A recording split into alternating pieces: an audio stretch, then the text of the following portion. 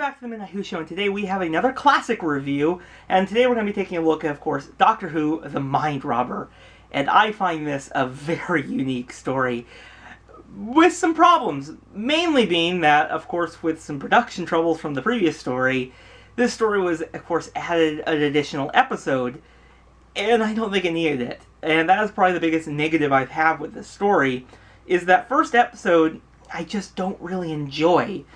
I like the white robots. I think that's a really cool design. But besides that, it's just a very long introduction, and I didn't think it really needed to have that. The episode starts off with, of course, the Doctor having to escape a volcanic eruption, and this caused them to be kind of transported to a white void that's trying to beckon them outside, and they meet some white robots. And this episode 1 does end on a pretty cool cliffhanger with the TARDIS being exploded. I really did like that cliffhanger.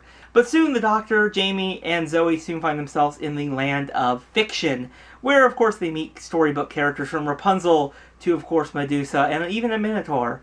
And I really like that kind of imagination spirit in this episode, because this whole world is controlled by a master. But not that master. That would have been cool, but he's not around yet. This is, of course, the Story Master. And he's basically looks at this and picks, well, the Doctor is a great choice to take over because he's, of course, getting older. Because, of course, the Doctor has multiple regenerations. And he can use that to basically always keep the land of fiction always going. And I think that's a very clever villain idea. And the Doctor does defeat the villain and the day is saved.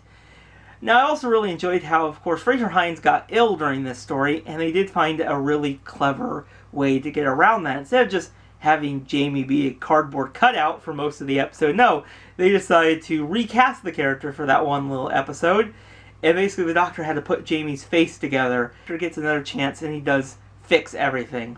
I really do enjoy this episode. It's definitely not the greatest Doctor Who episode of all time, but I really liked it. Of course, the way they designed this land of fiction I thought was very creative.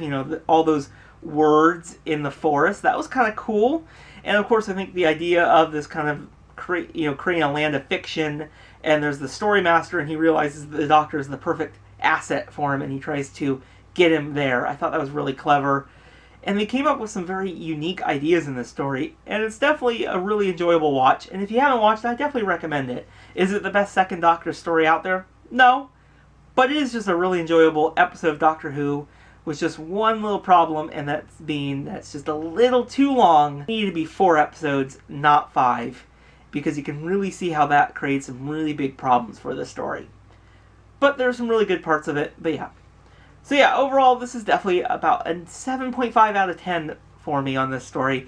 But tell me your guys' thoughts on this story in, of course, the comments below. And I'll see you guys in the next video. Bye, everyone.